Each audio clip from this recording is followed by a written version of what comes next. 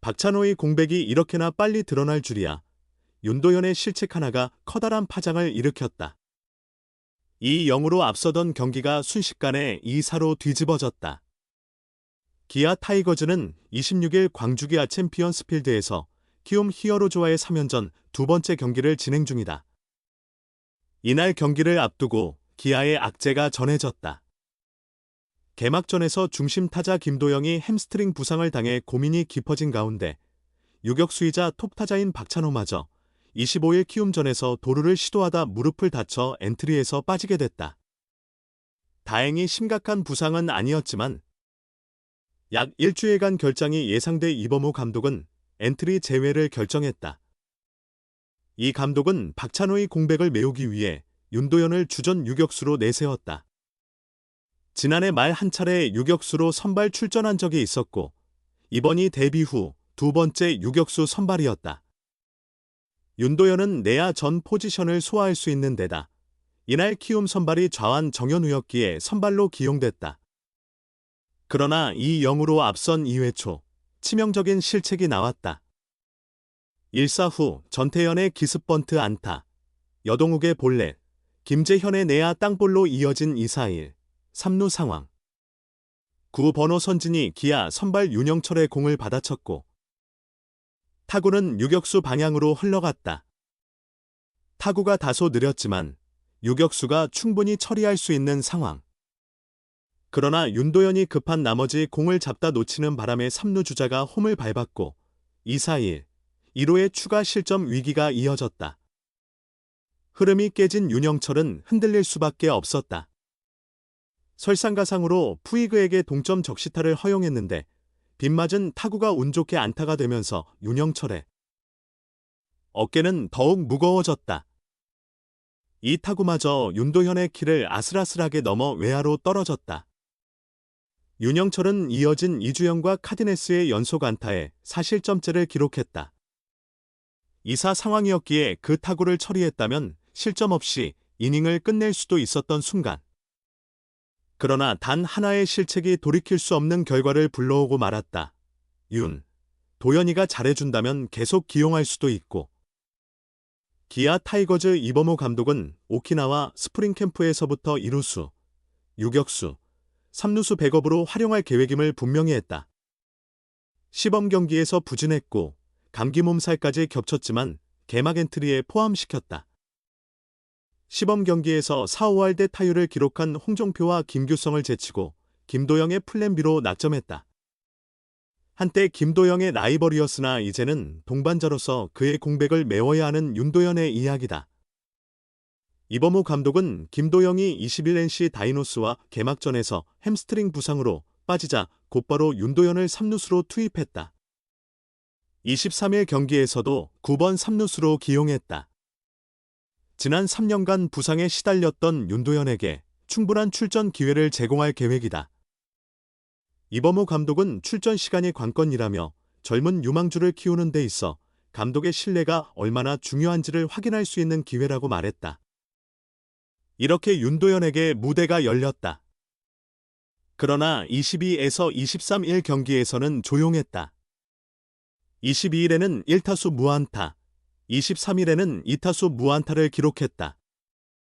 23일 경기에서는 NC의 강속구 투수 라일리 톰슨과 두 차례 맞붙어 모두 삼진을 당했다.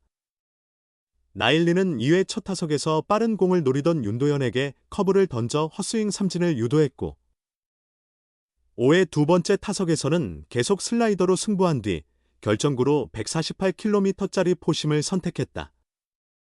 라일리의 최고 구속이 156km였음을 고려하면 100% 전력으로 상대하지는 않은 것으로 보인다. 컨택 능력이 뛰어난 선수지만 아직 컨디션이 완전히 올라오지 않은 듯하다. 시범 경기에서 타석 경험이 부족했던 영향도 무시할 수 없다. 이범호 감독은 김도영의 플랜 B를 한 가지로 정해두지는 않았다고 했다. 결국 윤도현에게 기회를 먼저 줬지만 다른 선수들에게도 가능성이 열려 있다는 의미다. 윤도현이 특별 관리가 필요한 유망주임은 분명하지만 타격감이 좋은 홍종표와 김규성도 활용할 필요가 있다. 이범호 감독은 두 경기 연속으로 경기 후반 윤도현을 홍종표와 김규성으로 교체했다. 수비에서는 유격수 김규성, 3루수 홍종표가 가장 적합하다고 판단한 것으로 보인다. 윤도현은 자신의 타격 재능을 통해 경쟁력을 입증해야 한다. 아직 표본이 단 두 경기뿐이기에 더 많은 시간이 필요하다. 기아 입장에서는 김도영의 공백이 아쉽지만 당장 눈앞의 승부에 집중해야 한다. 윤도현에게는 자신의 입지를 바꿀 절호의 기회가 왔다. 이번 기회를 살린다면 김도영이 복귀한 후에도 팀 내 역할이 달라질 수 있다. 반대로 부진하면 김규성이나 홍종표에게 밀릴 가능성도 있다. 4선발 윤영철이 등판하는 26일이 첫 번째 시험대다. 이날 경기에서 야수 한 명이 빠질 수도 있다. 지난해 이 시기 윤도현은 일본 오키나와 스프링 캠프를 뜨겁게 달궜다. 연습 경기에 나설 때마다 맹타를 휘두르며 두각을 나타냈고 당시 KT 이강철 감독조차 윤도현이 누구냐고 놀랄 정도였다. 그러나 캠프가 막바지에 접어들 무렵 옆구리에 통증이 찾아왔다. 이로 인해 실전에서 제외됐고 시범 경기에도 나서지 못한 채 개막 엔트리 합류가 무산됐다. 윤도현은 2022년 기아의 2차 2라운드 지명을 받고 입단했다. 공예수주를 두루 갖춘 광주일고 출신 특급 내야수로 기아가 미래를 내다보고 영입한 유망주였다. 광주 동성고 출신 김도영, 1차 지명과 비슷한 유형으로 둘이 나란히 입단하면서 기아 내야는 탄탄한 미래를 기대하게 됐다. 그러나 윤도현의 1군 경력은 2023년 1경기, 2024년 6경기가 전부였다. 부상이 끊이지 않았다. 입단 첫해 시범 경기에서 손가락 골절을 당했고 2023년에는 햄스트링 부상에 시달렸다. 그래도 포기하지 않고 다시 준비하는 것이 윤도현의 장점이었다. 2024년 시즌이 시작되기도 전에 부상으로 이탈했지만 몸을 만들며 2군에서 복귀를 준비했다. 4월 1군에 부상자가 발생해 첫 엔트리 등록을 앞둔 날 2군 경기에서 다시 손가락 부상을 입었다. 결국 골절로 수술을 받았다. 3년 동안 버텨온 윤도현도 이때만큼은 좌절했다. 그는 다쳐도 열심히 준비하면 다시 기회가 올 거라 믿고 훈련만 했는데 그때가 가장 힘들었다. 늘 2군에서도 1군 경기를 챙겨봤는데 그 이후 며칠간은 야구조차 보지 않았다고 회상했다. 윤도현을 다시 일으킨 것은 그해 9월, 짧지만 강렬했던 열흘이었다.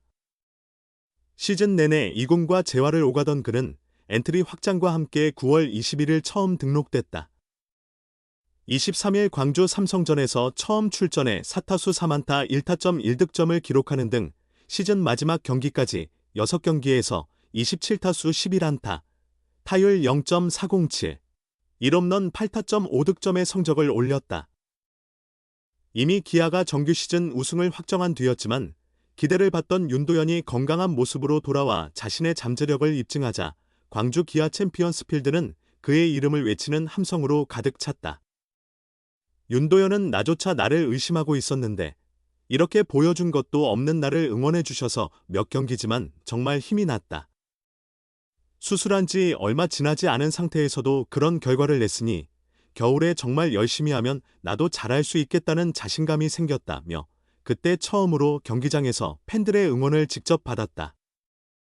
1군에서 거의 뛰지 않은 백업 선수인데도 응원가가 있다는 게 정말 감사했다. 그때 받은 힘을 바탕으로 이번 스프링 캠프에서 누구보다 열심히 훈련하고 있다고 말했다.